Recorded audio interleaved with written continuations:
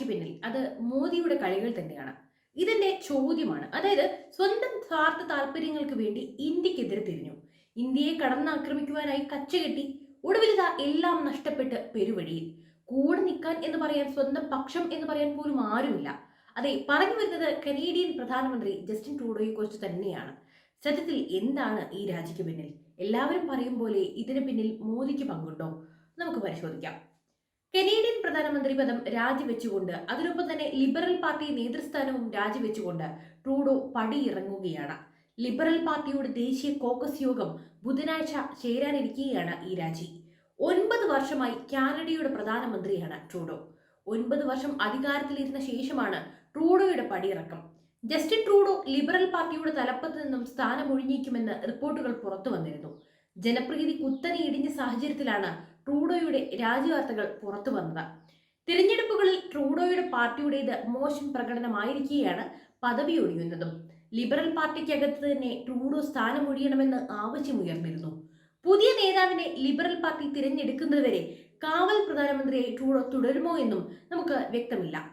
സ്വന്തം പാർട്ടിയായ ലിബറൽ പാർട്ടിയും ജനങ്ങളും നിരന്തരമായി ട്രൂഡോയുടെ രാജി ആവശ്യപ്പെട്ട സാഹചര്യത്തിലാണ് ട്രൂഡോ രാജിവെക്കാൻ നിർബന്ധിതനായത്. പറഞ്ഞുവല്ലോ, ബുധനാഴ്ച ലിബറൽ പാർട്ടിയുടെ ഉന്നതതല യോഗം ചേരാനിരിക്കെ രാജി പ്രഖ്യാപനം നടത്തുന്നു.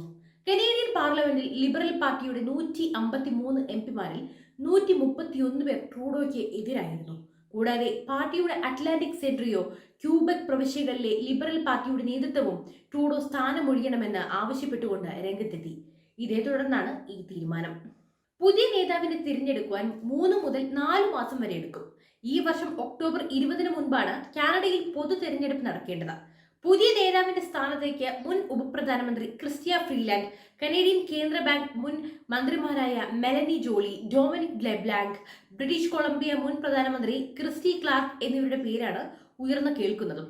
ഒക്ടോബറിൽ ഏകദേശം 20ഓളം എംപിമാർ ട്രൂഡോയുടെ രാജി ആവശ്യപ്പെട്ടുകൊണ്ട് കത്തിൽ ഒപ്പിട്ടിരുന്നു. ട്രൂഡോയുടെയും സർക്കാരിന്റെയും ജനപ്രീതി കുത്തനെ ഇടിഞ്ഞിരുന്നു. പണപ്പെരുപ്പം, ഭവന പ്രതിസന്ധി, കുടിയേറ്റം തുടങ്ങി നിരവധി പ്രതിസന്ധികളാണ് സർക്കാർ നേരിടുന്നത്. December 16 ഉപപ്രധാനമന്ത്രിയും ധനമന്ത്രിയുമായ ക്രിസ്റ്റ്യ freelance രാജിവെച്ചിരുന്നു. ട്രൂഡോയോട് വിയോജിപ്പ് പ്രകടിപ്പിച്ചുകൊണ്ടായിരുന്നു രാജി. സ്വന്തം പാർട്ടി പോലും തന്നോടൊപ്പമില്ലെന്ന് മനസ്സിലാക്കിയ ട്രൂഡോ വേറെ പോംവഴികളില്ലാത്തത് കൊണ്ടാണ് രാജിവെക്കുന്നത്. രാജ്യത്ത് പണപ്പെരുപ്പം ഉൾപ്പെടെയുള്ള വിഷയങ്ങൾ കൈകാര്യം ചെയ്യുന്നതിൽ ട്രൂഡോയ്ക്ക് വീഴ്ച സംഭവിച്ചതായി രാജി വെച്ചതിന് ശേഷം ക്രിസ്റ്റ്യ ഫ്രീലാൻഡ് ആരോപിച്ചിരുന്നു. നിലവിലെ റിപ്പോർട്ടുകൾ അനുസരിച്ച് ജസ്റ്റിൻ ട്രൂഡോ പടിഞ്ഞാറൻ കാനഡയിലെ ഒരു സ്കീ റിസോർട്ടിൽ അവധി ദിവസങ്ങളിലധികവും ചെലവഴിച്ചിരിക്കുകയാണെന്നും ഇക്കാലയളവിലൊന്നും ഔദ്യോഗിക പരിപാടികൾ ഒന്നും തന്നെ ആസൂത്രണം ചെയ്യുന്നില്ലെന്നും ബ്ലൂംബർഗ് റിപ്പോർട്ട് ചെയ്തിരുന്നു. അതേസമയം വോട്ടിംഗ് ശതമാനം കുറയുമെന്ന് ചൂണ്ടിക്കാണിച്ച് ലിബറൽ പാർട്ടി അംഗങ്ങൾ രാജിവെക്കാൻ ട്രൂഡോയ്ക്കുമേൽ സമ്മർദ്ദം നൽകുന്നുവെന്നും അന്താരാഷ്ട്ര മാധ്യമങ്ങൾ റിപ്പോർട്ട് ചെയ്തിരുന്നു. അടുത്തിടെ നടത്തിയ സമീപകാല നാനോസ് റിസർച്ച് സർവേയിൽ തിരഞ്ഞെടുപ്പ് എടുക്കുമ്പോൾ കൺസർവേറ്റീവ് പാർട്ടിയുടെ വർദ്ധിച്ചു വരുന്ന നേട്ടത്തെ സൂചിപ്പിക്കുന്നു. ഇതിനു പുറമെ പ്രധാനമന്ത്രിയുടെ ഹോം പ്രവിശ്യയായ ക്യൂബക്കിൽ നിന്നുള്ള ലിബറൽ പാർട്ടി അംഗങ്ങൾ രാജിവെക്കണമെന്ന് അദ്ദേഹത്തോട് ആവശ്യപ്പെട്ടുവെന്നും കനേഡിയൻ ബ്രോഡ്കാസ്റ്റിംഗ് കോർപ്പറേഷൻ റിപ്പോർട്ട് ചെയ്യുന്നു.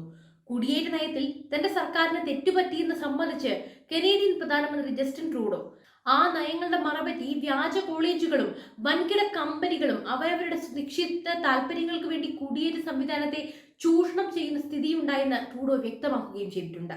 ജഗ്മീത് സിംഗിന്റെ നേതൃത്വത്തിലുള്ള ഇടതുപക്ഷ ന്യൂ ഡെമോക്രാറ്റിക് പാർട്ടിയുടെ പിന്തുണയോടെയാണ് ലിബറൽ പാർട്ടി വിജയിച്ചത്.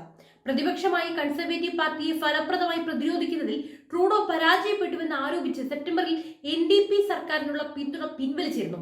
ലിബറലുകളെ അധികാരത്തിൽ നിന്ന് പുറത്താക്കാൻ അവിശ്വാസ വോട്ട് അവതരിപ്പിക്കുമെന്ന് സിംഗ് ആരോപിച്ചിരുന്നു.